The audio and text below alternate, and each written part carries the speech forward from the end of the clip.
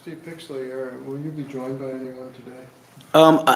I was going to be, Two Harbor Marine wanted to come, but they had an emergency call over at Islesboro, a piling system that got hurt, and so they went over. They send their regrets. They wanted to be here. All right, thank you. Okay. We shall begin this meeting of the Town of Camden Harbor Committee on Tuesday, June 17th, 2025 is called to order. This is a public meeting. Minutes are recorded. The meeting is broadcast on Zoom and recorded for YouTube replay. Please turn on your microphones. Public commenters, please step up to a microphone. Please direct your comments through the chair and keep your comments on point and concise. Roll call today. We have Liz, Stephen Gold, Ron Hawkins, Bob Perkins, Richard Stetson, Elliot Thompson, Susan Dorr, and Stephen Pixley. Pretty good attendance today. Thank you all for coming. Our agenda copies are on the tables for your reference. Meeting minutes assignment, June. Meeting minutes for this meeting to be shared next month in July. Stephen Gold, it's your turn. For this meeting? This meeting. Gotcha. Thank you. You do last meeting too. Meeting minutes approval, May 13, 2025. We do not have minutes to approve today. On the benches. Sorry You to did. interrupt. There's Thank the you. benches. Thank you. Okay. Regarding meeting minutes, May 13th, Ron, you've expressed difficulty in working with the, I couldn't get access to the editing feature. okay. Well, you could, there are alternate methods to prepare the minutes. One is you could prepare a synopsis of what you see there. It doesn't have to be a verbatim detailed thing. And another method is to watch the meeting on YouTube and write minutes based on that. I haven't had time to do either of those. Okay, so will you be able to generate minutes for May 13th to share for the next meeting? I'll give it a shot. Yeah. Okay, very good. Thank you. Brevity is a virtue.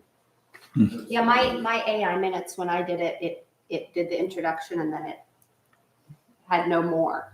So they don't always seem to be, a couple of them have been pretty thorough, but sometimes not. Well, there's Okay. 7 or 8 paragraphs in last. Elliot, can I, excuse me, doesn't the town have a relationship with this Sunshine Group? Step up to the microphone, please. I know mine. The town it converts their meetings to text with a software group right here in Camden called Sunshine. And it posts it, you can sign up for it. Yeah, that's the AI one that Well- it wasn't complete. Is that the one you tried to get to too, Ron? Yes. Sunshine, yeah? No, And well, no, it I didn't work? I don't know anything about sunshine. Well, This it- came- Okay. This It came from, produces something. Yeah, yeah. Often Ain't no it's not sunshine. accurate. It's When not you're always gone. accurate. Okay, all right, thank you. Sorry. Okay. Any other discussion about minutes? Very good. Moving on. Next meeting date, Tuesday, July 8th.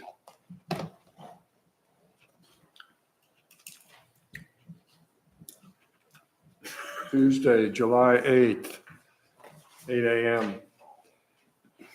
Okay, next item, Harbor Committee member appointments.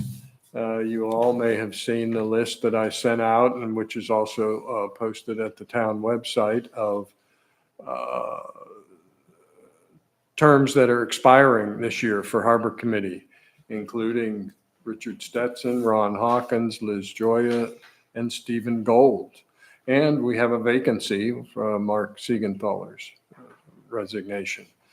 I believe that Liz and Richard and Ron have submitted applications, have applied for reappointment, and Stephen Gold has received an application to do that. And it's half filled out. Pardon? It's half filled out Half filled and out. will be submitted. Oh, okay, all right, that's great. Do you know, are there any new applications of people who, Yes, not been on- I'm aware of 3. oh, Peter Lindquist, Nancy Rowe, and Toby Winkelhofer. Did Toby actually submit? And I have, does Toby reside in Camden? Yeah. Yes. Okay, very good. So there's 3 new applicants and 4 who are reapplying. So there's a pool of 7 for 5 positions. When does the select board work at it? It's probably going to be August before the select board acts. So while the terms will expire, we will continue to operate beyond the expiration date for those. And do you know whether terms that are expiring continue until the next appointment is made, or do they die on an expiration date? They'll continue. Yeah, they continue. This is a regular problem. Okay. Next item on the agenda, public comments on non-agenda items. There appear to be no comments on non-agenda items. I do have one item that I thought of after I made the list, and that is harbor resiliency. We had a report from Jeremy Martin a couple meetings ago, I believe. The Richardson report was issued, and we looked at some of the graphics from it. And I'm curious myself where that's heading on a town level. I do not know the answer to that, and Jeremy isn't with us this morning. So maybe the next meeting, perhaps we can address that issue. Moving on, Harbor Master report. Steve Pixley. Good morning, everybody. I don't know if you guys have noticed, but there's definitely less folks in town compared to last year's. And that's true with visiting boats. Usually at this time, we're maybe not juggling spots for 2-hour free tie-up for folks that are from the island chains to re-victualize their camps or just get ice cream and something to eat or a haircut or whatever. Definitely less than usual. Our reservations, our overnight reservations are down a little bit.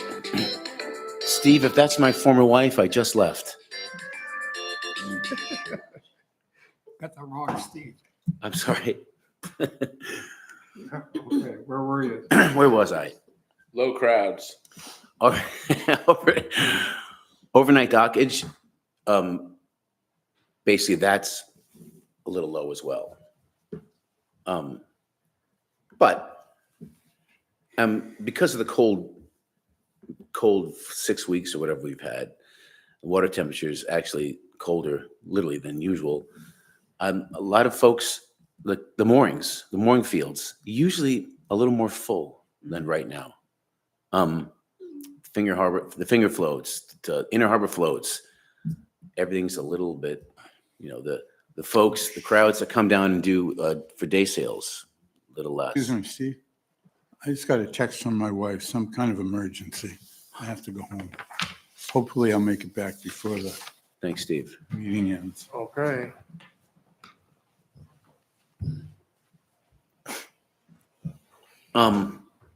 However, we've been busy, my department and myself, so we, as you know, we finished up Steamboat Landing. That's done.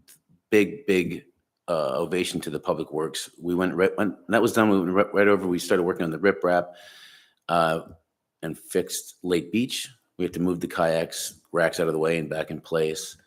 The two dinghy haul outs for Curtis Island, both the public and the one that the Conovers used to use, we replaced those with brand new line and fixed a new anchor system and a pulley for the public one, so it's a little easier to use for the dinghies. The Lake Beach swim float is in place, and I moved the mooring out maybe another 4 feet, so it's a little deeper water. It was hitting the actual staple of the block at low tide. The restrooms have been completely renovated with 3 coats of epoxy paint on the floors. The walls have a new epoxy paint. We have new mirrors. We have new electric hand dryers, new toilet paper dispensers, new hand towel dispensers, and we also have some beautiful murals on the walls that local artist Colin Page volunteered to do, and they look lovely. We're now currently putting fixing the rod on the exterior part, the trim, and we're painting that, and we're painting the entire outside of the building. We have drove 4 new pilings at the head of the harbor, where there's 2 pilings that held the day sailor float in place. They were too short. You guys probably saw during a high tide storm, the float actually trying to lift up the pilings because we as high as we could for those 4x6 tie-ins, and so that went well. We had to shift over the day sailor. How long have the other ones been there? And is this part of water rising, or? It's exactly, it's water rising. Good question. I bet you we put them in 12 years ago. Those pilings, and they were oak pilings, and because of the fact in the last 4 years we had those 2 storms that coincided. I sat there during the peak of the storm with my biting my nails, because you're like, God, is that gonna literally pull those pilings up? I think at one time they did pull one up and brace it up. So it's good to have them back in, all new material and stronger.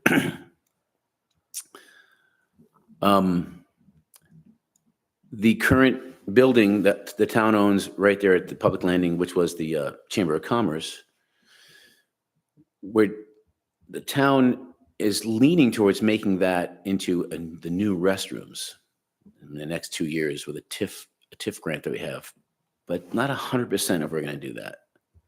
That's been proposed. We have a design.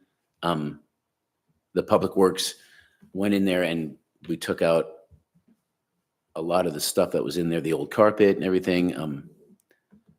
I actually had to turn the water back on because, unbeknownst to us, the garden club had 2 hose bibs on the outside between Cappies and that building, and they were madder than hornets if they couldn't water their plants. So I had to call the plumber back in and at least tie that back in. So that's back running. We moved to Harbor Marine. That's one of the reasons they wanted to come here. So we moved 9 moorings in the channel to try to make it so the channel is where the old ordinance said the southern line should be. There's 3 moorings right now that because we moved from middle of the channel out to the more eastern end of the channel, we moved it over enough so that 3 moorings that were bordering the south side are now on the north side. I noticed that the very west. Mainly on the north side, or Excuse me? are they outside whatever the width limit is so that they're cool, or they will have to be dealt with? No, they're cool. Yeah. After we moved the channel over the markers and then put our 4 markers with 2-ton granite blocks marking the where I wanted the channel for this season, which was a lot closer. As you know, Ron brought up a year ago that as far as the ordinance is concerned, the south line is off a little bit. And that's because, well, it's always been like that as far as I've been here, but it has been, I put 1 or 2 moorings in about 4 years ago at the very end, and that made it so it hooked over to a little to the left. I don't know when that happened, but I was talking to some other mariners like Dave Emery, and he said that Rusty Robinson, organically it moved to the left a little bit or north a little bit because of the fact that the ordinance says that it should line up with the day shape, the ledge. And so if you take, if a mariner is going down and using that as their exit and they keep going down it, they'll hit the ledge. So he moved it over so it lined up with can number 3, which is actually the actual southern border of the Northeast Channel. So I think that's why it's been like that. And I think that's a smart idea, because if someone does follow the channel, if it was actually right to the old ordinance, then they would follow that. If they didn't hit that day marker ledge or that rock that marks, that would bring you to the south of Green Can number 3, which is another ledge. So maybe that's why they changed it. Anyway, I think it makes sense the way it is. We moved it quite a bit. The very western side, right next to where you leave the inner harbor, it's actually it was actually the other way. So if you think about the actual east-west that used to be, the reason it's the very western side is almost too much to the south is because of an 8-foot spot that I know when they did the federal dredge, they told me, and then later on I heard about that. That's other mariners know about that. It's over the years it migrated, so that was just outside of the channel. Like the Appledore actually hit that once. That they drew 10 feet. They got stuck on it. So anyway, the ordinance is what it is, and the channel is very closer to it than it was. Not 100% that southern line, but it's looking real good. I've got a lot of comments from other day sailors saying they like it. It's straighter, and approximately 80 to 85 feet wide.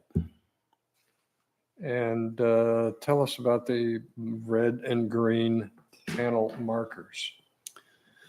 So I've got the 4 new markers that are held down with your advice, this committee's advice, saying make them bigger, more substantial so they don't move. They're 2-ton stones. They're marking the 2 ends at the east and 2 ends at the west, north and south. They're red and green on top, and they also say 5 mile per hour, no wake. So they serve as 2 things. And then I have 2 more sets in between them. 2 of them are actually a conical shaped red nun, like a real navigational aid, and the other one is a green can. And then the other 2 sets are red and green on top, and they're, again, 5 mile per hour, no speed, no wake. I heard the idea floated that it might be possible to eliminate some of those red and green markers. Yes. I think it's a good idea, and on the 2 outside ones. Well, I mean, I could take advice on this. I'm not sure what the best way to do it. I used to have it so those 2 outside ones had little solar lights on top. I believe they're like a pale white. And because a lot of the day sailors come in after dark, and there's a lot of folks that obviously come in after dark, and they say it's a big help. We should probably talk about that, because I went to Hamilton Marine and they don't have them anymore, but I could order them. And we could talk about if we want them to be fast blinking or occulting or slow blinking or solid. Should they be white lights, or would that blend too much into the back? When you come in at night, the town obviously has tons of lights. So it'd be nice if we had maybe a green and red, maybe slow blinking. I mean, it's an option that we could talk about. Well, those are not Coast Guard installed or maintained markers. However, I wonder if Coast Guard provides guidance for illumination of channel markers. I don't know. I would imagine they do, and I could edify myself on that. There, Yeah, I'm sure there's things they don't want. There's probably things that are illegal. it would be nice to be consistent with Yeah. Coast Guard regulations or policy. If we were to do such a thing, I think that sounds good, to eliminate the outer and the inner pairs.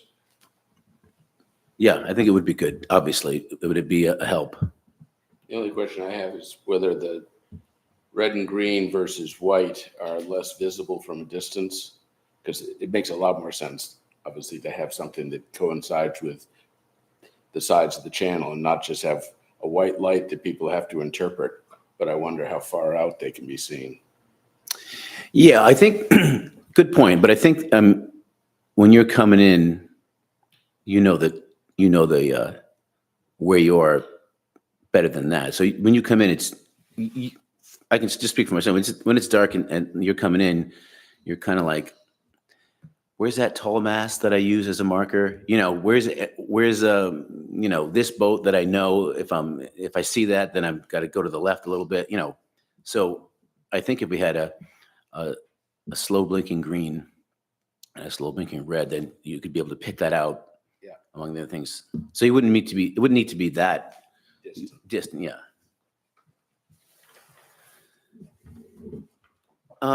Yeah. So besides that, as far as the mooring permit site turnover is, usually I do 10 to 13 a season. I think I'm on 28 or 29 right now. Just a lot of turnover. Wow. Why do you think that is? I don't know. Boomerdom? So many people hitting the age of giving up boats, or? I don't know. I've thought about it. It could be maybe a combination of two or three things. I don't know. And are people actually putting boats on those moorings or? I have 4 moorings still, and usually by this time I'm done with this. It's I guess a labor of love, I should say it. I used to really not like this part of the job because it's very time consuming. The ordinance says I got to give 2 weeks after I make contact with them for them to make their decision. So if they come back in 2 weeks later with it and say, "Oh, we've decided we're not going to do it," go to the next person. Then I called 4 people, and finally someone says, "Oh, I want that. Let me talk to my wife to see if we want it." And then 2 weeks, another 2 weeks goes by, and then, "No, we've decided we're not going to do it." The poor person who, especially nowadays, they're like, "Have you found someone to buy my gear?" Because they want the extra $1,500 or whatever the gear is worth. Anyway, that's an ongoing thing this season. We got so many small boats were given up, 19 footers. There's no one on the list. I got to call Miss Jones up and say, "I don't have anyone on the list for that size boat." And they're like, "Well, what do I do?" I'm like, "Well, maybe we could drop the mooring down and mark the chain, and then when someone does come on the list for an 18-foot boat, we can offer it to them." Which I've never had to do before. Another interesting thing was everybody wants to be enclosed next to the yacht club. When I offer a mooring, it's where is it and how much is it? These are folks that don't. How does this work, Steve? I've never gotten a mooring, and but those are the 2 first questions. This year, I offer a guy. There was a mooring that was for a 19-footer right next to the yacht club. I wasn't actually going to give it up because it was too away from the southern line, but close in where that really wasn't an issue. But I was going to free that up anyway, so then we could slowly migrate that if we wanted to. Anyway, I offered it to this guy, and he's like, "Oh yeah, I think he'd be real happy." "Oh no, I want one in Sherman's Cove because I live on Marine Ave, and I want to be able to see it." And I'm like, that's the first time someone said that. That was interesting. Go figure. Okay. Has there been any conversation with the yacht club about relocation of their? KSEP? Yes. Yes, I talked with was it the manager or was it the Commodore? I can't remember, the Commodore. And I said that, and I talked to Toby about moving that KSEP float 10 to 12 feet towards Curtis Island to the point where it's going to might crowd one of their whaler moorings, which they weren't too happy about. But I said, look, that's definitely a little close to where that main channel bifurcates, and when you're leaving when the schooners are leaving the it's definitely I said it's crowding that area a little bit. So I said, have Toby, doesn't need to move the moorings. All he needs to do is, loosen one chain and tighten up in the other and bring that back, and then we'll take a look at it and see what it looks like. So, And did you get a favorable response? at first I didn't, but then I said, let's do it. So yeah, I had a little pushback, which I would get, but then I said, you're not losing anything. If we have to relocate one whaler mooring, we can. So that might happen. That's going to happen within the week. Oh, great, great. Well, thank you for taking the initiative to do that. Another thing that I want to comment on is that the old steamboat landing floats, 3 of them were pretty bad, so we brought them up to the boneyard. But the other 5 we put in, and we started cleaning them up and reconditioning them. I dropped 1 block in at the head of the harbor after having a talk with Christy from the library about trying out to have a floating kayak rack off of the library park docks. I brought that up 2 meetings ago here. And it was said that maybe I should check with the library, because they might not want that. They might not want the extra traffic of folks coming down but they put it through the committee and they were overwhelmingly for it. They were very excited. They wanted public access, more public access down there. So the first one's in place. I had to do a transitional, since they're so much beefier floats and deeper, they float almost at high tide in the water, almost the same as the other one. But when they ground out, which they're grounded out on the beach, they're so much deeper that they came up 7, 8 inches. So I had to do a transition 4 by 8, actually, which is now hinges. So it's at low tide, you have a little step up to that. So we're gonna try that and see how that works. And How do you get to it? you walk down the same ramp that you would go to, the aluminum ramp that goes to the main floats that go to the Angelique, Louis R. French. You go down the second float, you make a right, and it's give me about 80 feet of floats that'll live out their silver years. I mean, they were getting old. They didn't like those waves, the southeast waves at the launching ramp, but I think they're perfect there. They'll serve the town for another 8, 10 years. And if we become accustomed to that and we like it, my hopes is that I take, I'm not sure if I'm going to make it a rule, but I want all the kayaks there. So they're not busying up the areas. About 4 or 5 years ago after COVID, people moved in, and the amount of kayaks that were now flooding the areas where dinghies usually are, it got pretty crowded. So hopefully that alleviates that. How many of the old floats are up there? Well, right now there's only 1, but There'll be 5. all 5. Okay. And I haven't seen this yet. Are there kayaks tied up? No, because I don't have any signage. No one knows what it's for. I mean, I'm going to put it in place, look at it, and Would that be subject to dinghy fees? yes, Sure. yeah. You could make it a separate fee, a kayak fee. We need to start talking about small boats, punts, dinghies. We've already talked about charging more for engines, and I think that's a good idea. But it's something I think we're going to need to try to manipulate and manage. Mm-hmm. Mr. Chairman, Stephen? this design of yours, it's going to be a vertical rack, kind of like the ones that the guy made to rent. No. Well, do you know the racks look? Well, yeah. You know what the racks look like at Lake Beach? Where basically you take your kayak and your thing, you kind of like this, and you slide it right into a slot, and the slot's basically just tubes bent, made up these, to put. I guess what I'm wondering is, it's not a situation where you have a narrow float.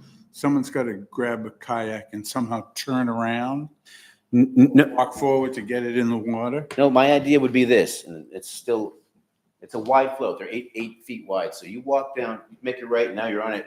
I was gonna make it so they're about 3 feet to 3.5 feet on the float, but Billy Glover can make supports, because these things are hefty floats. They can make it so the kayak rack hangs off another 3 feet, right? So you walk down, you pick your kayak up. That might be for the younger people. So if this is the float rectangular this way, Yeah. which way are the boats lying? They're gonna be like, you're walking down this way, the water's this way, the library park is this way. They're gonna be, the rack will be here and overhanging, so they're gonna be slotted this way. So you Okay. pick it up and, So they're perpendicular to the length of the boat. the float. yeah, yes. Okay.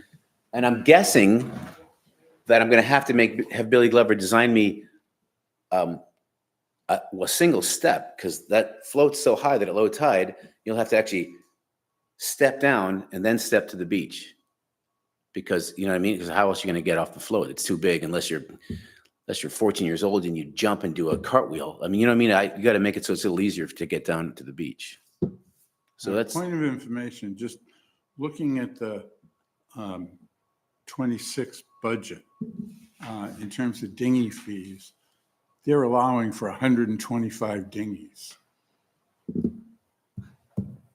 Just in terms of our dealing with the problem of space, kayaks, dinghies, et cetera, that I know right now we don't have anywhere near the room for 125 dinghies. that's one of the reasons I'm doing this, Yeah, okay. to try to make it. And then, Emphasis. yeah. Just for emphasis. Well, what, are you saying that because you think it's good, it's necessary that, No, it's point of information. okay. Okay, Steve, well, we do have one more item, memorial bench, but I do want to comment on the fact that Steve has undertaken a number of initiatives this year, the Curtis Island landings, the channel alignment, and the little kayak thing at Head of the Harbor. Thank you for doing that. Yes, Ron. Before we move on, regarding the channel and bringing it into alignment, the yacht club end is pretty much where it was last year. It hasn't been moved. The south side of the channel hasn't been moved to the north. So I'm just wondering, here we are pressuring the yacht club to move the KSAP float, when in fact it's the channel that's impinged on that KSAP float. So now we're moving the KSAP float to accommodate the movement of the channel. Have you been down to the yacht club, Steve, and looked out, stand on the easterly corner and look at the day shape on the ledge? Yes. And you think that your assessment is that the channel is now close to that? Pretty damn. Well, your powers of observation are lacking then. Well, Ron, I have been down there and looked at that, and I've been there with Steve and looked at it. And it's my feeling that the channel substantially conforms to the intent of the ordinance. It is not a geometric straight line, but the channel and the harbor, the channel is a dynamic thing. And How so? well, I mean, I don't understand how this is getting so convoluted. It's clearly described in the ordinance. There doesn't seem to be any ambiguity. I mean, are you struggling with the interpretation of that ordinance? With that piece of antiquity you're talking about? Oh, I don't know how. You see, Ron, how is the that issue is that a harbor, I'm speaking. I know, but I know what and I would need to speak to the point about what you're speaking about to help educate the rest of the people that might be listening. Mr. Chairman, do we take turns speaking? So we address the chair, correct, if we want to speak? that's correct. Yeah. Mhm. And Steve was responding. Mr. Chairperson, I will leave and let Ron finish his point. I'd like to hear what he has to say. All right, Ron? What I have to say is what I've been saying all along. I've been trying to get to this point of getting the channel into compliance for over 3 years now. I mean, you claim that it wasn't in compliance when you took the job. I beg to differ. I have testimony, I have personal observation that this just isn't, that just is not the case. When the ordinance was written, it was complied with. Back in 1742, you mean? I don't know where this sarcasm comes from, Steve. You're suggesting, you're insinuating that somehow because it was written 40 years ago, that it is now Out of date? No Out of date? longer That's a good word, out of date. How so? I mean, in all of this conversation that we've had over the past 8 months, I have yet to hear a reason for moving the channel. We have excuses that the channel got moved because moorings got placed in the channel and the channel had to get moved to compensate for where the moorings got placed. That's not how you run a railroad. You know, the channel should have been consistent, clearly marked, consistently marked every season. If there were moorings placed in the channel or boats swinging into the channel, that should have been dealt with. That was a managerial challenge, if you will, but it should have been dealt with rather than letting the moorings dictate where the channel is. It should be the other way around. And I don't, you know, you can inject this sarcasm regarding the age of the ordinance.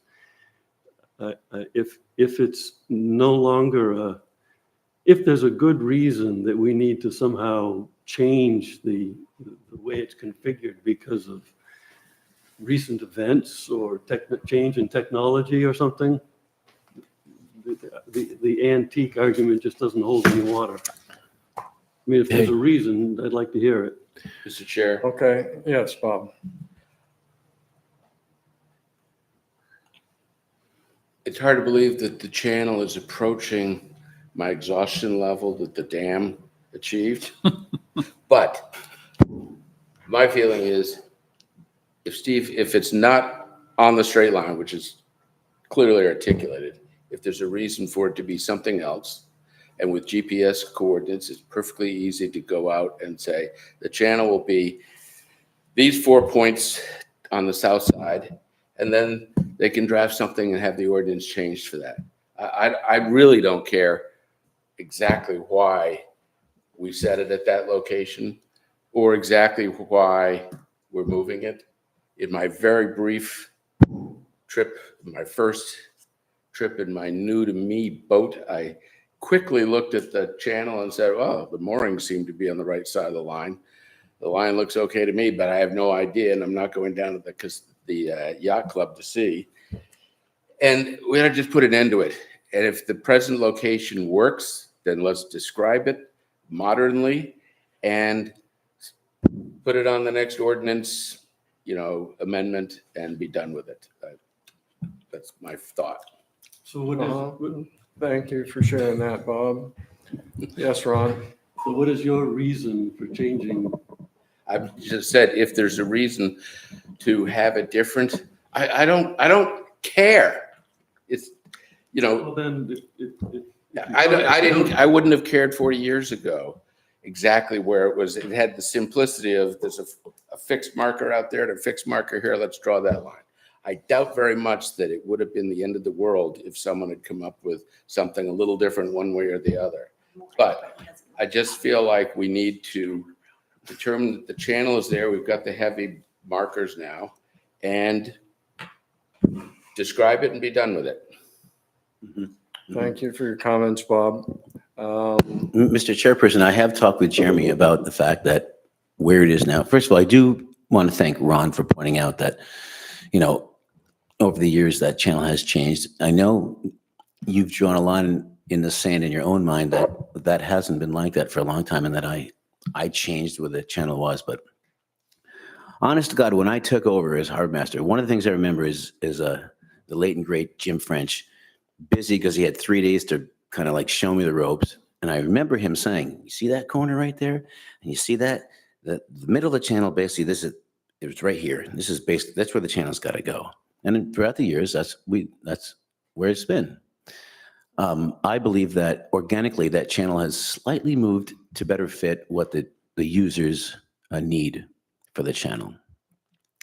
I believe that right now, with the 9 moorings I moved and making it straighter, with your advice, it was good advice, it's now a straighter channel, and that's 85 feet wide approximately. And I like the where it is, and I think we should move towards changing that 1 point slightly different, which I'm in the process of. Thank you for your comments, Steve. Ron, I'm going to speak now. We've discussed this issue at length. Steve has taken measures to bring the channel into alignment with the ordinance specifications. The channel does substantially conform to the ordinance specifications. As described, Steve has taken measures. We have channel markers. To my knowledge, there's only one person who's been complaining about this issue. And I think that the issues have been addressed. And I don't believe that further discussion of this issue is benefiting the citizens of Camden. And if someone wants to take the initiative to submit some ordinance revisions, then that would be welcome to do that. But the committee is not going to spend any more time on this issue. You're here. Yes, Ron. It's not just me. I'm not the only person that has found fault with this. I may be the only person on this committee, but I'm not the only person that uses that channel that thinks that this is not being managed properly. Okay, well, thank you for sharing that, Ron. And if Well, just to clear, citizens of the just town, Ron, to clear the record. yeah, okay. Well, if citizens want to submit comments about the channel, they're welcome to do that. But the committee's not going to spend any more time on this They're issue. welcome to come to this meeting. Yes, Yeah, that would have been. that's right. So we will move on. Memorial bench application. Elliot, Yes. may I just reference something that you brought up earlier on the agenda about the harbor resiliency project? I just wanted to bring up, it is on tonight's agenda, that there's been a final report crafted, and Blake Sanborn, who is a Camden resident and landscape architect at Richardson Associates, the lead consultant for the project, will present a summary of the project and the deliverables on tonight's agenda. So if that's of interest and where that's headed, then you can see that this evening. Okay. Great, thank you for sharing that. Uh-huh, yeah, great to know that. We have a memorial bench application. There's copies on the tables. Liz, thank you for pointing that out. And actually, the ordinance refers to Appendix E here, and it's right here. Appendix E is 2 pages of specifications for a memorial bench. I haven't read these before the meeting.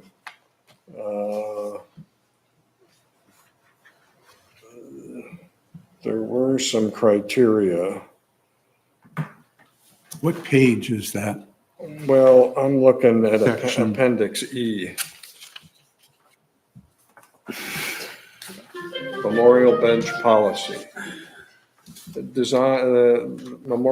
bench program is designed to provide a way for citizens of Camden to preserve enduring symbols of Camden Harbor's history. by sponsoring named benches no longer have sources of funding.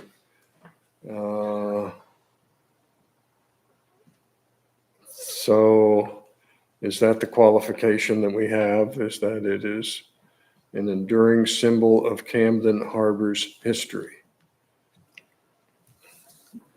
So does that Chairman? have to be a bench that says here was located the such and such ironworks?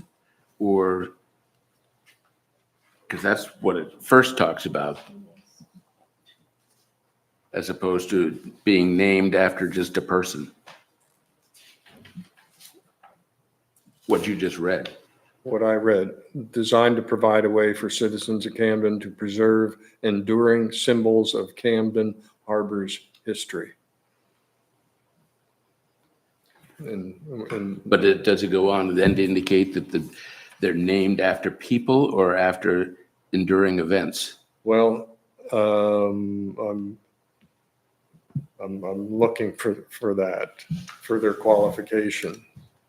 The second half of that sentence, though, says that it sounds to me like it's more about maintaining the benches by sponsoring them, Right. Once benches that no paying. longer have sources of funding, This was, sort of orphan. this was Ray Williamson's idea, and I think Ben Elson co-founded this idea that if a bench, like let's say for Rusty Robinson, the old harbor master, when no one re-ups a 10-year, and the next 10 years to have that bench maintained and stay in the community, they said, well, we don't want these benches to then leave because they're almost a piece of history.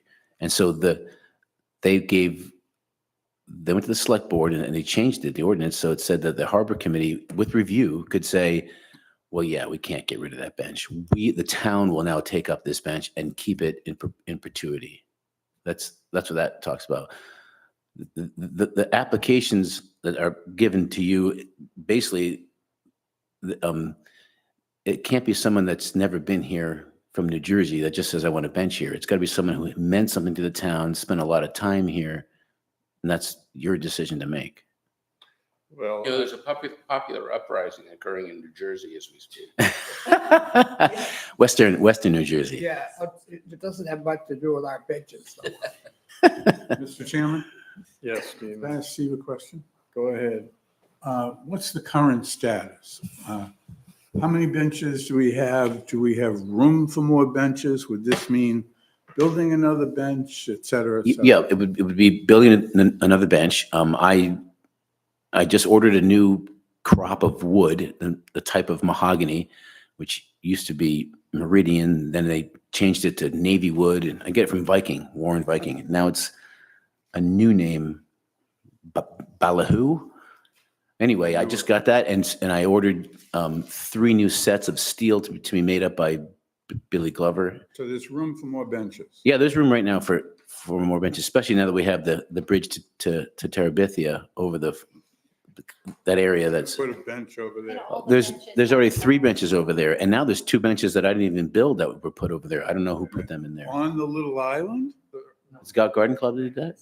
Oh, yeah. It looks nice over there. It's the Public Works redid that, and there used to be like parking and side parking and dirt. Now it's all grass, and it's nice. It's leveled out, and folks love it over there. So yeah, we could put a couple more benches there. And showing how unobservant I am, the benches are currently named after just people or It's people like Rusty Robinson that had a specific harbor. tie. Yeah, there's things like, for Janine, who loved this place, or for John, may all love this scene as much as he did, or stuff like that. Do they all have Epitaphs? something on them? They all have They're epitaphs, all yeah. taken? How many benches are there now? So not looking, with information, I can't tell you exactly, but it's about, 40. And you feel that there's space available? There's definitely space available for this bench. Again, it would have to be. So when I first took over, they were bolted down and they all had their exact spots. Now we don't bolt them down, and we've moved them a little bit so they're movable now. They're really heavy with this new Meridian and the bigger steel. So it's a little less apt for folks to just move around without permission, but like for Tom Siskey's, ceremony, we moved some down to the docks so people could be there looking at his boat. And so yeah, as of right now, there's room for one more. There was one that was over at Steamboat Landing. Since we did all the work, there's no space over there for that anymore. Maybe with a little more work we could. So anyway, yes, the quick answer is yes. Okay, Could I make one more comment? go ahead. When we get to the issue. I would like to say, while I admire this woman's dedication to the memory of her husband, I don't feel that this application meets the criteria that we want in terms of either a solid long-term commitment to the town, well-known by most of the residents, or involvement in the harbor. Okay, thank you, Stephen. The Appendix E, Item 8 states, the Harbor Committee reserves the right to approve applications with the criteria being a satisfactory demonstration of association with the town of Camden. And then again, I read the statement earlier about preserving enduring symbols of Camden Harbor's history by sponsoring named benches. So those are the only qualifiers that I'm seeing in the memorial bench policy. And so our application today is from Sharon Rigg. Is that correct? Last name Rigg? In memory of Lyle Rigg, a fine man. And he was an educator his whole life, serving as headmaster of schools in U.S. and abroad. We retired to Camden in 2012, after which he served on the board of the Waterford Watershed School and the Camden Library. A book written by his wife, the applicant, apparently is one of several dedicated to him. A fine school. Okay, he died in 2024. So, Stephen has offered his comments about this application. Any other comments about? Identify yourself. Yeah, name is Peter Lindquist. I think this might bring up just an opportunity for the town to take advantage of, like the library has, like the YMCA has, is to come up with a new way to allow passionate citizens and members to make a donation, sponsorship, and put their name somewhere without it attaching it to a bench. I mean, there's a lot of people that just have never had the opportunity to, maybe some creative young adults and then community could come up with ways to have a plaque that allows a passionate citizen to donate a few $100, and it's not as complicated as worrying about the bench. Just an idea. Thank you. Thank you, Peter. I'll move to approve the application because, one, I'm very that the ordinance does not make it clear that it needs a Rusty Robinson-like connection to the harbor itself. And, if I apply Steve Pixley's minimalist bar of not some guy from New Jersey, then, lots of people retired to Camden. This guy was here for 12 years, participated. I remember when I first moved to town, you had all these senior guys who were like the informal board of selectmen that would meet at Boynton McKay every morning. And not one of them had worked in this town. They'd all retired here and were, very active. And so until we change the standard, I don't think the standard's that high. And I'm just very uncomfortable in nitpicking about who was committed enough to the town in general to get to do this. And Peter's idea of other ways, that might be something in the future, but we're here on this application. Yeah, I agree. I don't think it's our judgment to see who was special enough to have, or has ties enough. And I like the idea of having something less taking up physical space to be able, I mean, just because we don't just. Library bricks. Yeah, just because we don't personally, I mean, I know I worked at Owl and Turtle, so I know Sharon, I don't know her personally, but I know she has a lot of books she wrote quite a few books and is active. I don't know her personally, but I'm not sure that's a reason to not. I think everybody deserves a memorial in the place that they loved. I like the idea of having something with a lot smaller footprint so that more people, maybe the criteria doesn't have to be as. Is that a second? Oh, sure. I don't know if I can, I don't know who's voting. I can second it if I'm voting today. Thank you, Susan. Doris, rule of order. Well, we have a motion to approve. No, that was just. Is there a second? Is there a second? I'll put me down with Steve Gold. I'm struggling with this guy's connection with the town. May I? I know the family of this individual, and they are all, the kids, his grandchildren have all gone to school here. His daughter is very engaged in the community. Her husband has a business here. They are committed Camden residents and have been for some time. Serving on the two boards, the Watershed School, it's a real commitment and was a deep commitment to youth in this community and the library as well. If I were a voting member of this committee, I would move to approve this application. Is there a second? I will second the motion. Any further discussion?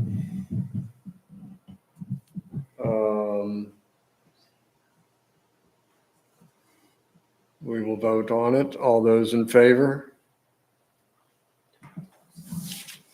And we have three, and let's see, who are our regular members here voting. Ron, Richard. Oh, that was the secret communication. Yeah, it was who's voting, And not who's gonna. I thought you were vote which way. caucusing. No. this week, let's see, the last, who was the last designated voter, alternate? I missed the last meeting. Do we remember? So we will make, Liz will be the vote today. But wouldn't she have had the vote last meeting when I wasn't here? Yes, you're right. You're right. So, Oh, was Liz here? I was- yes, Liz has Oh, okay. been here. She didn't get the vote. Again, so Stephen is a voting member today. That makes 5 of us. All those in favor? Again, please. 1, 2, 3. The ayes have it. All right, looks like we got a new bench. Mr. Chairperson, point of order. If you're an alternate and you're not, and you can't vote, do you still have the right to make a motion and or to second a motion? But is that a I dumb think question? you're right. No, it's not a dumb question, but I'm not sure it mattered because What's the relevance of your question to this discussion? Well, to this, no, and I'm sorry, Mr. Chairperson, it has no, I just a point of order, I guess, on a basic now, when I was thinking about that, I'm just curious, in another meeting, in any meeting, if you're not a voting member, but a member, does that, and you can't vote, does that mean you can't make a motion and or second a motion? I would think so.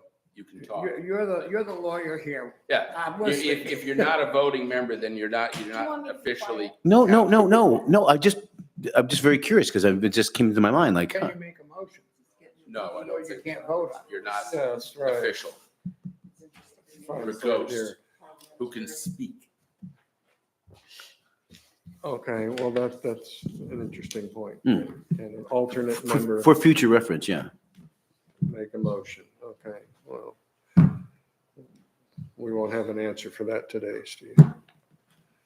Okay, moving on, Memorial Bench, we finished with that. Harbor revenue, there was a document circulated there on the table, a financial review.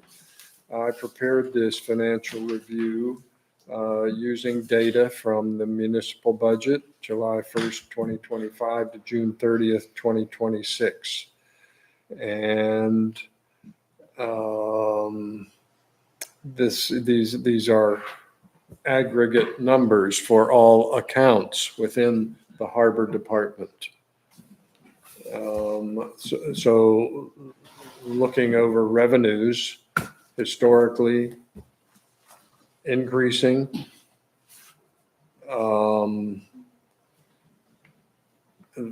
25 over 23 is approximately a third.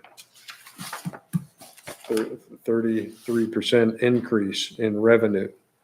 Expenses, more like a 50% increase in expenses, 25 over 23.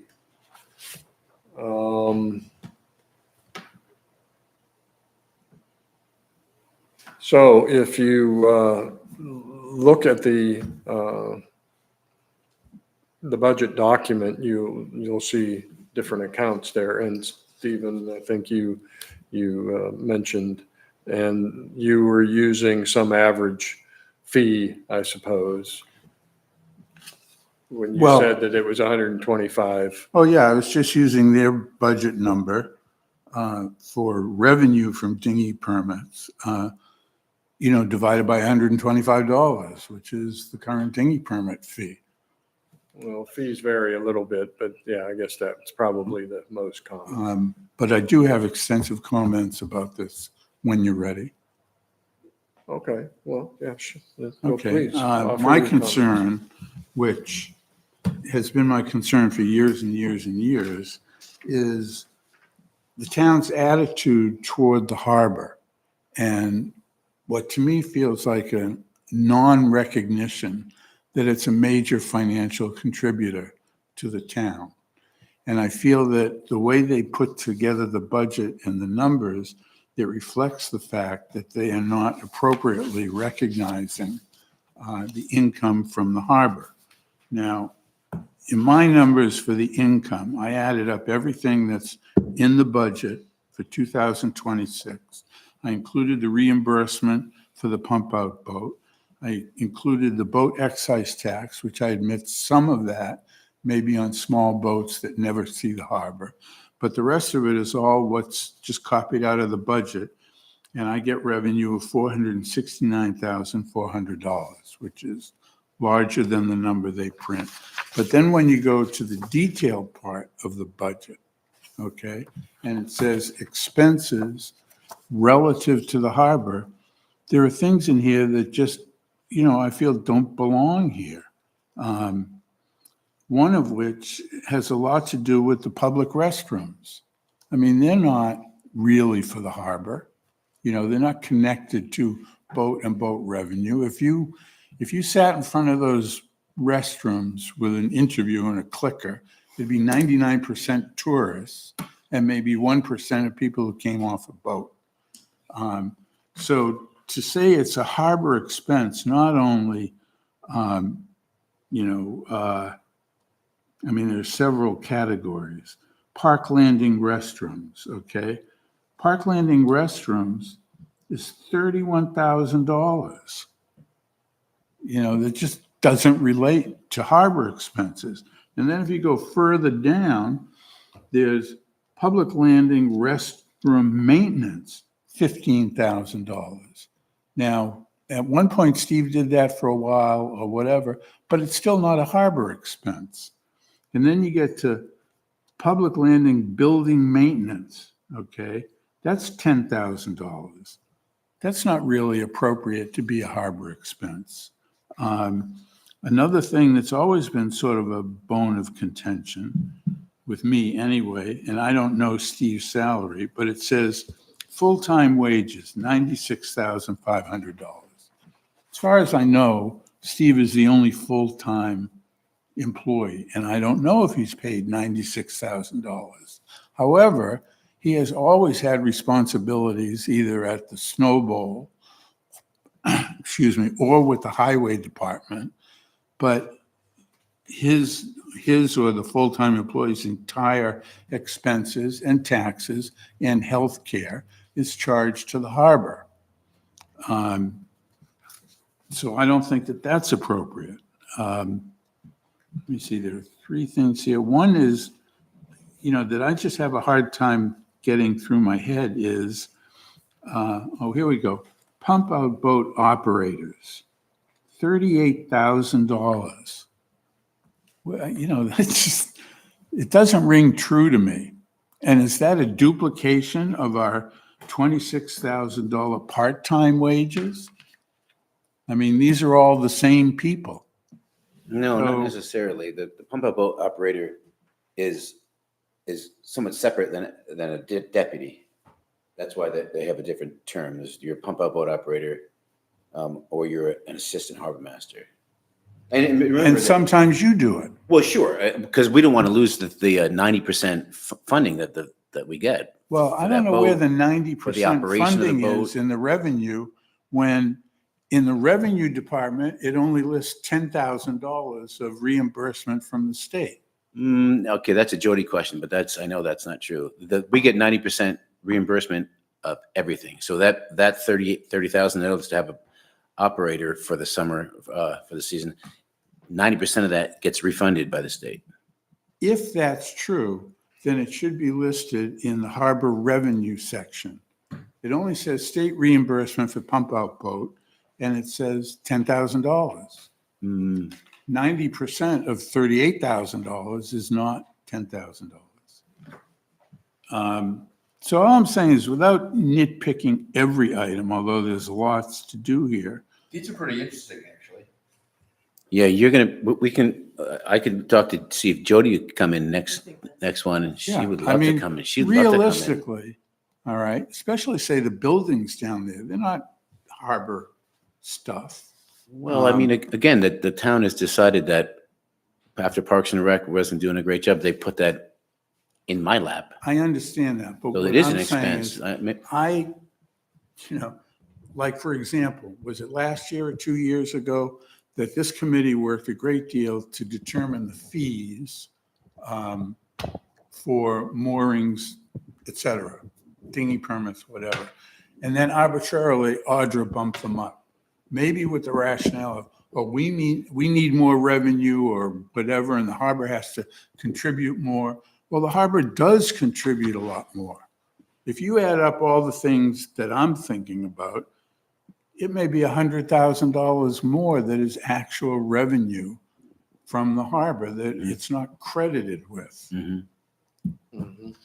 Right. Susan, if you're comfortable on the spot here, but is there either your or generally accepted within the select board a philosophy about harbor revenue that should the harbor be thought of as a zero-sum game, the expense of the people who actually are using the harbor should be the revenue, or is it intended that you want revenue to support other parts of the town that don't bring in stuff, or whether we want to raise the fees enough so that you don't have too many people, because you could have an overuse issue if everything's too cheap. So is there anything you can tell us? So I don't think we see it as that the costs and the revenue, that the revenue and the expenses should be a zero Yeah. sum. I know that there are a lot of boats that are registered in Camden because they're owned by Camden residents that go to other harbors. So there's not necessarily a one-to-one correlation there. I, for one, keep my boat in Rockland, but it's registered here. But I do think that the attribution of those expenses, like Steve's building and the restrooms, have been put in that budget because of their proximity to the harbor, and there hasn't been another good place to put them. And truth be told, in this round, we haven't really dug into this at the board level. You know, I think the budget committee felt comfortable with the way that the expenses and the revenues were presented. And I think that really it would be in the best interest of this committee to have Jody parse that out, because expenses are shared between departments. The restrooms were a big issue in this last budget with a line item that was really bumped up by the budget committee in order to handle expenses, because the volume of traffic, as Steve says, you know, if you were down there, it's people who have come off of tour buses and whatnot. And so They come from American Cruise Lines, which happens to just park their boat in Rockland. Right. So they're not, I think it's been a matter of putting that in under the umbrella of a department where it doesn't necessarily correlate, but that money's Steve's worth. building is fine, you know, Yeah, it's the harbor master's office, it's the other stuff. Paid toilets might be a solution. yeah, that'll go over well. About as well as paid parking. Or like in Russia where they sell the toilet paper by the square before you go in. Yeah. Yeah, no, I really think that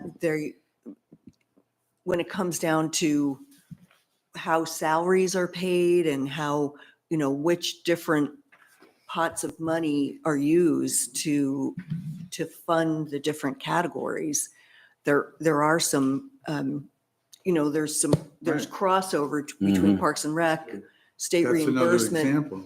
The Right. harbor clerk has other responsibilities, doesn't Right. she?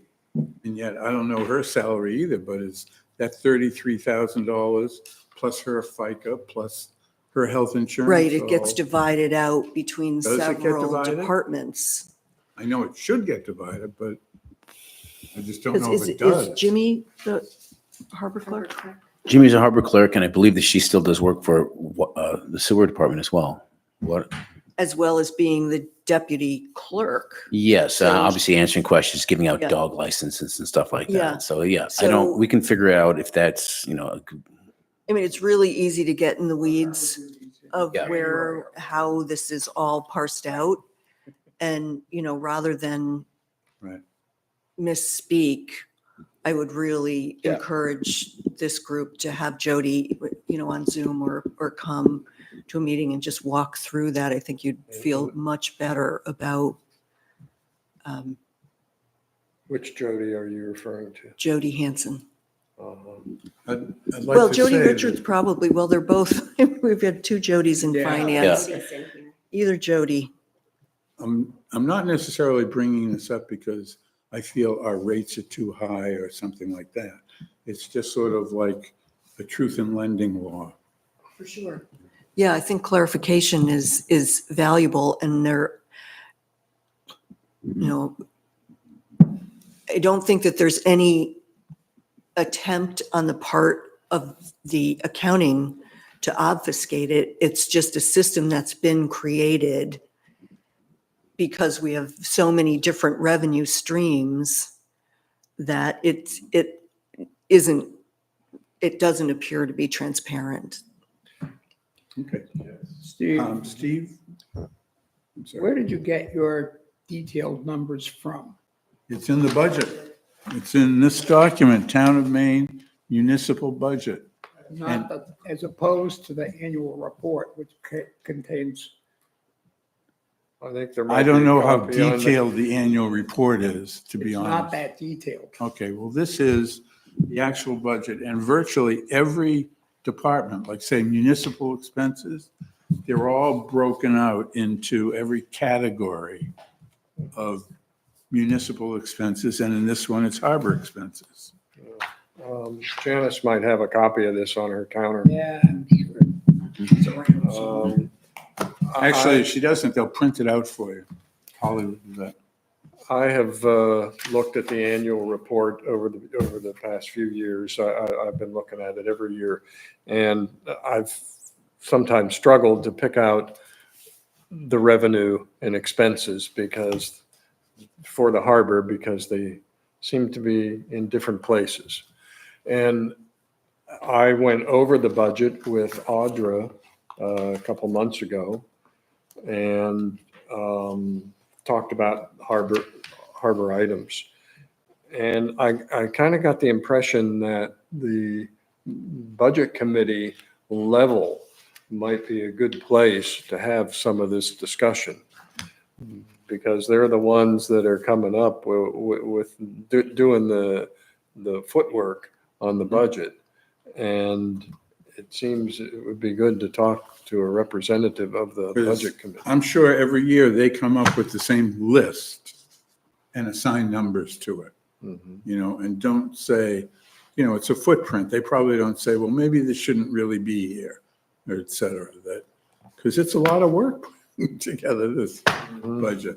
Right, and the restrooms and Steve's responsibilities for the restrooms, I think, is kind of an administrative decision. Do you still have that responsibility? Yes, I do. There is a scary symbiosis between the harbor and sewer. The sewer clerk, the harbor clerk, Right. the budget items. It's really the only public bathrooms that Camden has. Right, that would be different if there was another one up here. That might be the harbor bathroom, is that? Well, I'm not sure that when Eve's analysis, you get to the bottom, people are saying, well, we shouldn't be spending that.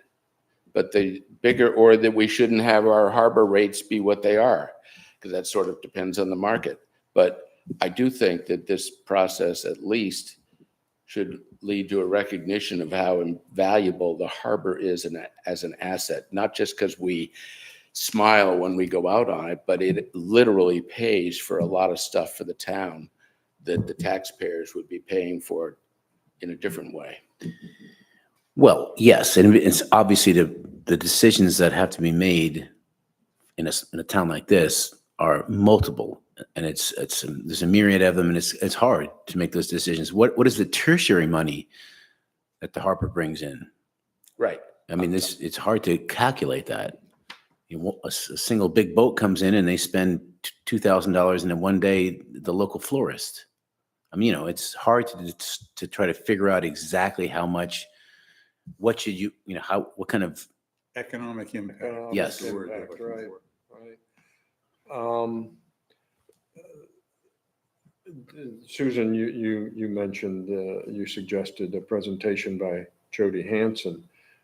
Can you elaborate on what that would look like, or what our objectives would be?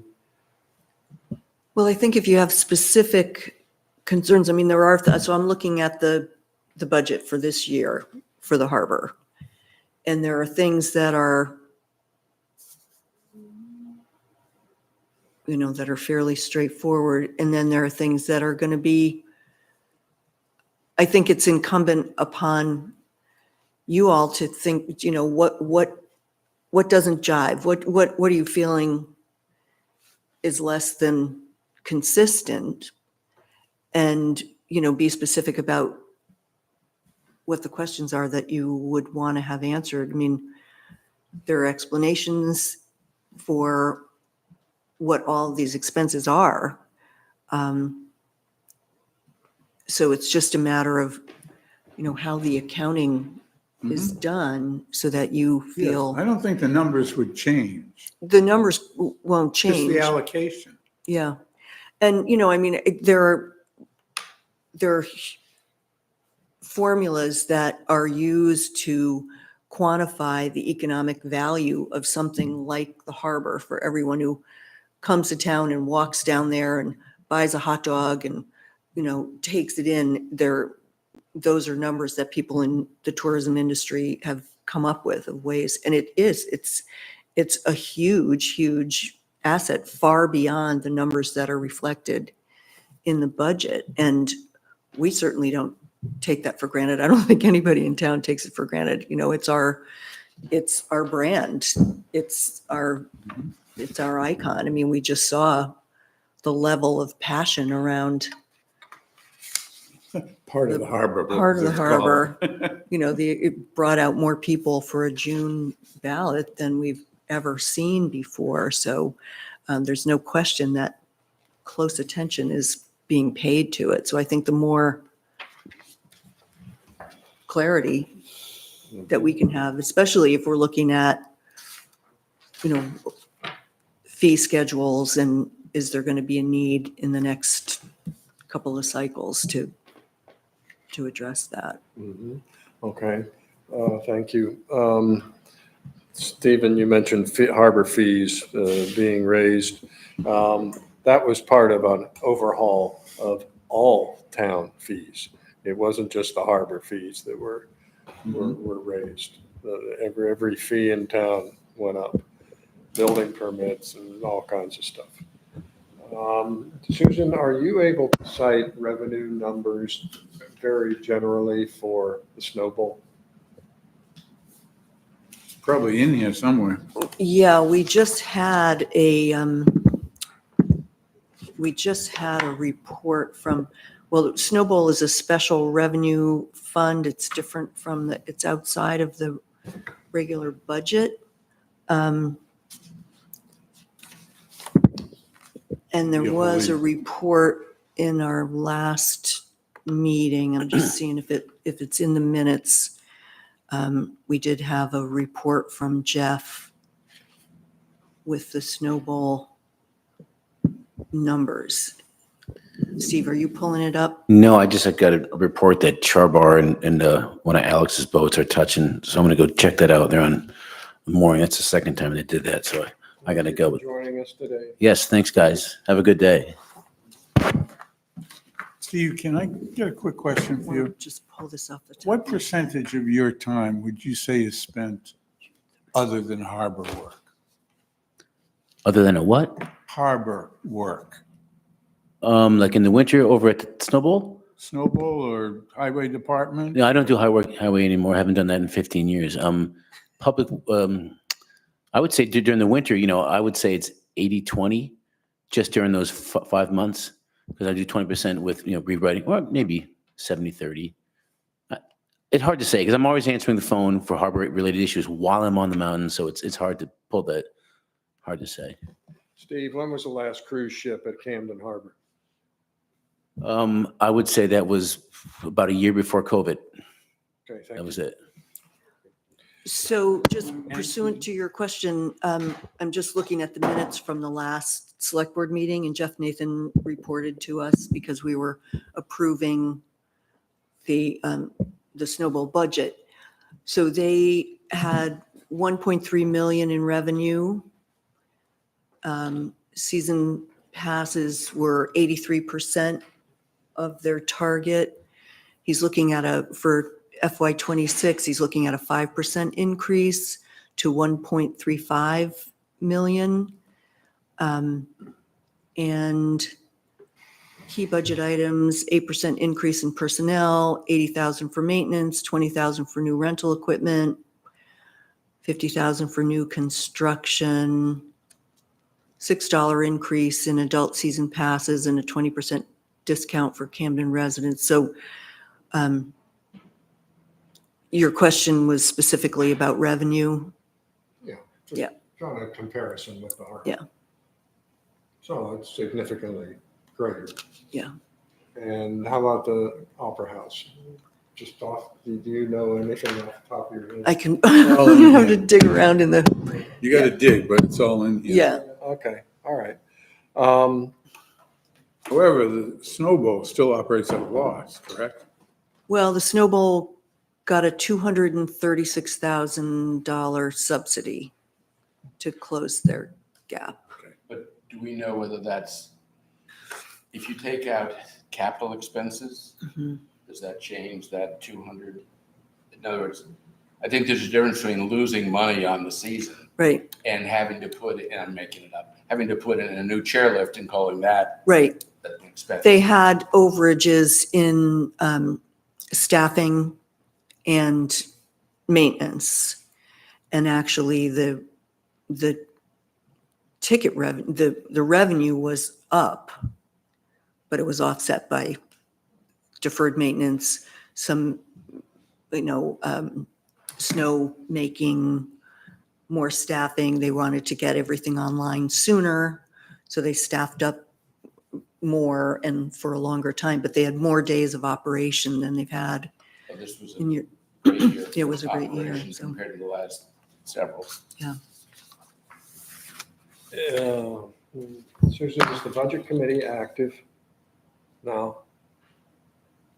No, not unless there's unless there's something significant, but they have their window in March. So that, the budgets are all prepared by the department heads. And then once it's all voted on, which it was 2 weeks ago, they don't work throughout the year. You know when they start? In March, In March. yeah, So that's a pretty narrow window, like you stated. yeah. Oh, okay. Okay. Any other comments about budget issues? Well, I I have think, just one question.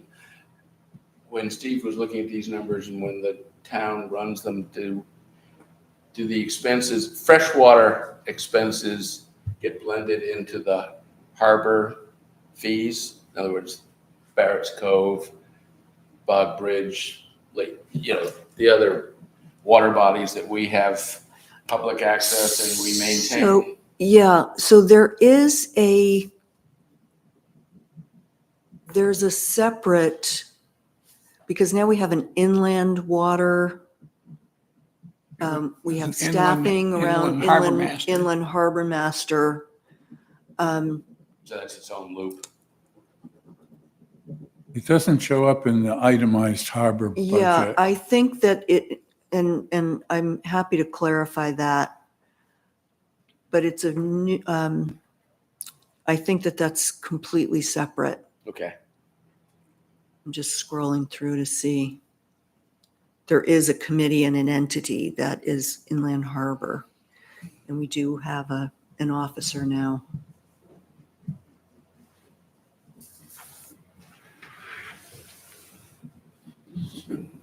I'll find out. Elliot?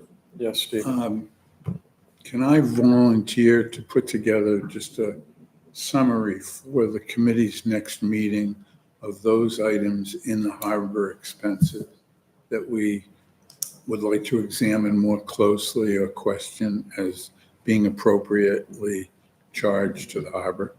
Yes. Yes, I appreciate that. You offering to take that responsibility, I think that'd be a great idea. And that could serve as a basis for our communication with the finance department. Mhm. And what our, Actually, another item I just thought of is, there's a line item there for Curtis Island. Well, Curtis Island belongs to the town, but it's under Parks and Rec, I believe. Mhm. Yeah. Okay, that'd be great. Okay. And if you should have that available before the next meeting. You mean within a month? So that Jody could actually come to respond to it. So There that we we go. could All right. share that and give Audra and the staff a heads up of what our questions are. We've got enough rainy days that may make that possible. Okay, all right. That's good. Well, I think we can all see that it's, there's a lot of questions about what goes in to the numbers that are presented for the harbor revenue and expenses. So It's the Curtis Island Lighthouse, and it's only got $500 in it. So it's specific to the lighthouse. I don't think that Is that in the harbor one or the, in the harbor, okay. yeah. So we'll have further discussions about revenue and expenses for the harbor. Moving on to the next issue is cruise ships. And this is on our agenda because about 2, maybe even 3 meetings ago, Stephen Gold said he had a cruise ship issue. And we didn't get to discuss it. We had other things and we overran. So I wonder if Stephen could share with us what his issue with cruise ships was a couple months ago. Do you remember? No, I don't. You don't? And I Okay. thought that Excellent. we were, yeah, I thought that we were pretty clear that we have a limit of no ships that carry more than 200 people or 150 people or something like that. I believe that it could be in our fee schedule as something stated about that.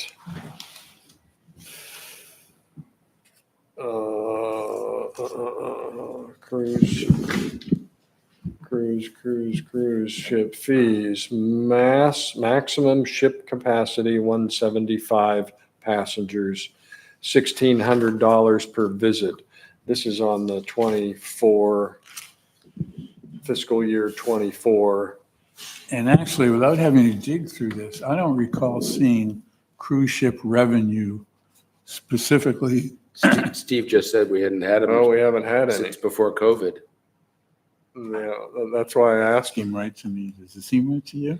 Uh, haven't seen It could be both, I because think? time flies, and I was going to say, I think I remembered seeing American cruise, line types things just outside of Curtis Island.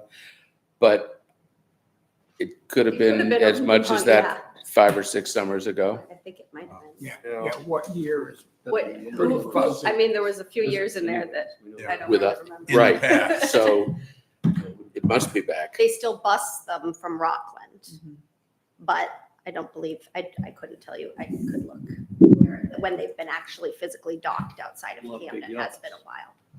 We've had a Well, we lot don't of want to big yachts. interfere with that because half of them go on lobster It's tours. been They're a not, year we after. actually aren't working with them Staggering. anymore. Really? Disgusting. No, we're not. Yeah. Very, they were a complicated crew to work It with. was too difficult to work with them. It was difficult. There were many reasons. But I don't know, with that said, I don't know if they'll still be busing them for a walking tour or Mhm. to come around town. I don't know that. Back in February, the city of Belfast discussed cruise ships and took action here. I'm looking at a clipping from February to limit the size of the passenger count on cruise ships. American Cruise Line partnership stopped during the pandemic.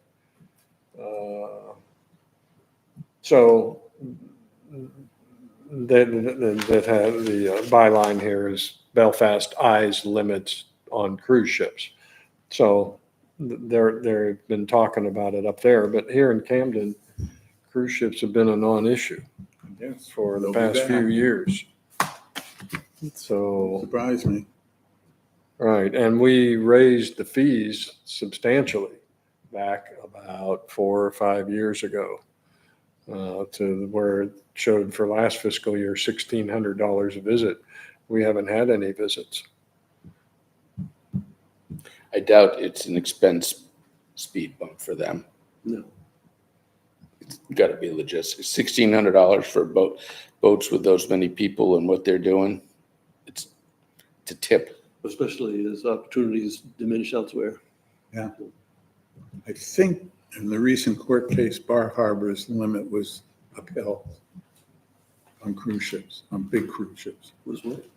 Upheld, Upheld. that they're limiting to, I think, Oh. 1 a day or something like that.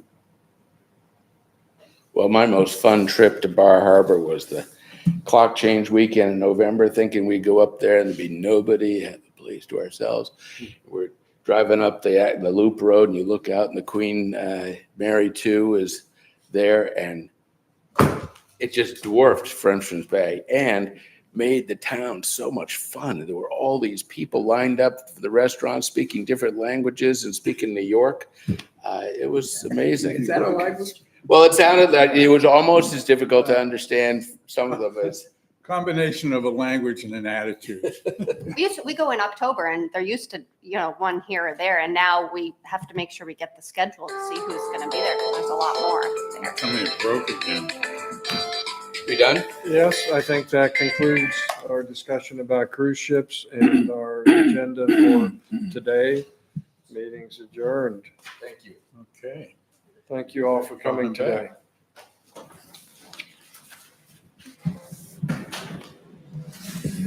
Thank you for joining us, Susan.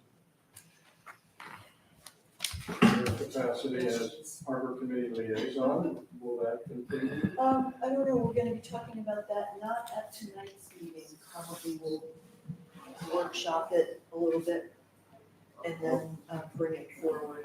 The next Hi, board. called just as my Harbor Committee meeting was ending. So, I don't know.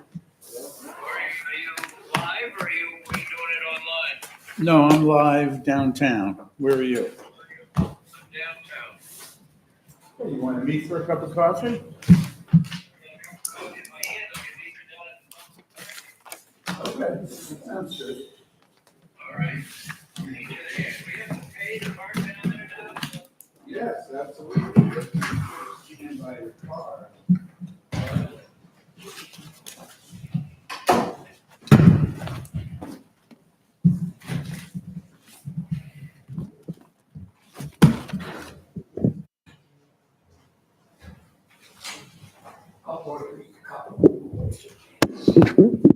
Do they go over there?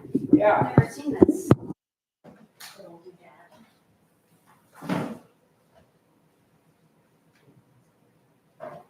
Thank you both for submitting for reappointment. Oh, yeah.